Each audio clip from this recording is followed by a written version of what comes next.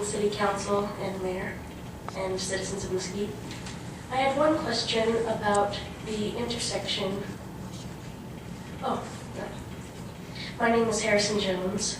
I'm just visiting and viewing. One of my questions was on the intersection, that if it was to be renovated, how would it be paid for and would it affect our taxes at all?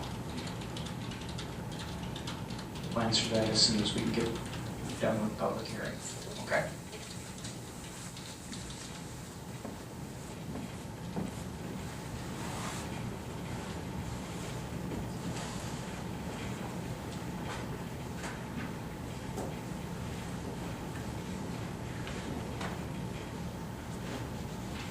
Okay, seeing no further public comment, we'll close the public hearing at this time and come on back up if there's questions.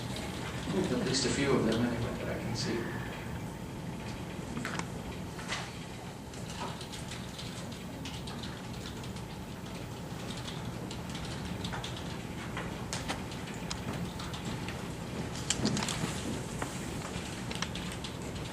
Thank you. Thank you again. To clarify on the first question that was asked, No Name Road is just the the eastern limit of the improvements that are indicated on this slide. The actual improvements are from Haven Lane between No Name and Sunset, and then also along Haven Lane from Sunset to Ben Franklin. One of the planned improvements that is anticipated within the next 5 years is an underpass along Haven under the I-15. Did that acceptably answer that question? I'm sorry. Could I just also add, we put these segments on the capital improvement plan, but they're not proposed to be paid for by impact fees. They have other sources of revenue, but we wanted to assess the impacts of these future improvements and see how it affected the system. So that's why they were put on the plan, but they won't be funded with impact fees. Just like 118 won't be funded with impact fees, it'll come from the gas tax indexing funds from RTC. Okay. I think the question is, how do we get from Ben Franklin from Haven? So there is an anticipated underpass underneath I-15? Right. Where? If we can, I'm sorry the map isn't That's very okay. good resolution. Bring that up.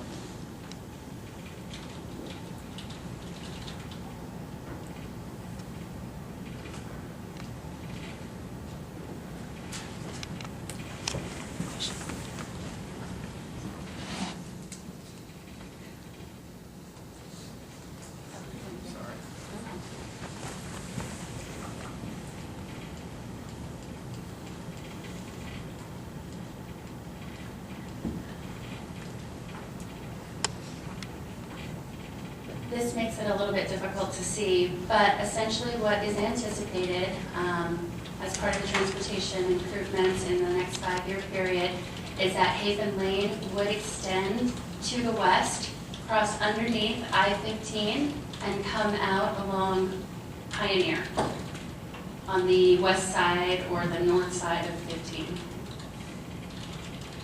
and then tie in at Ben Franklin.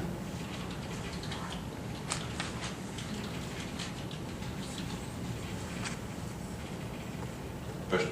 Go ahead. Two questions. One is for council, since this does not involve No Name Road, this is it's a marker delineating the west or eastern segment of the proposed improvement. Can Councilman Haven come back? No, because it's the entire item they have to recuse from, and if they have involvement, Okay, then the It's next the- question is, it's does the this entire agenda item. this proposed extension to Ben Franklin from Sunset Greens, that's through private property? There is no city-owned property, to my knowledge, as we contemplated. How is that being conveyed or proposed in this through private property? I'm confused as to how we get there.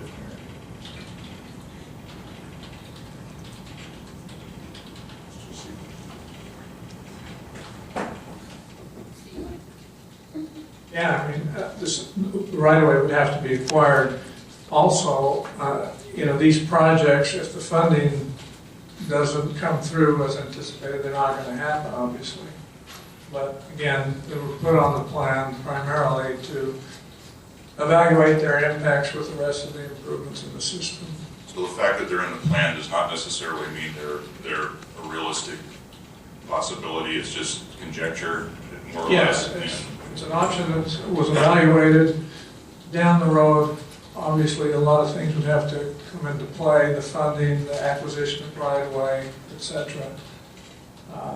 But again, with the gas tax indexing, it sounded like this may very well be a possibility, so we went ahead and put it in the plan. Now, does that, I guess, the continue or the potential, does that increase or decrease with the fact that there probably isn't a significant amount of traffic going from Sunset Greens to Ben Franklin anyway, and the fact that I'm not sure how much shorter that is than to go down to No Name and around roundabouts and then down to Pioneer. So I mean, does the study address that? I don't see anything that shows what the traffic flow is now from Sunset Greens to a particular point, and how that is projected to increase to the extent that we need to spend money on a road through private property and under a freeway. The justification for that roadway was not part of this study. It was simply an item that's on a long-range plan, and because it fell within the potential window for the next 5 years for the city, it was incorporated into this plan. A wish list, so to speak. Then. Correct, a recommendation that it could potentially happen. Thank you very much.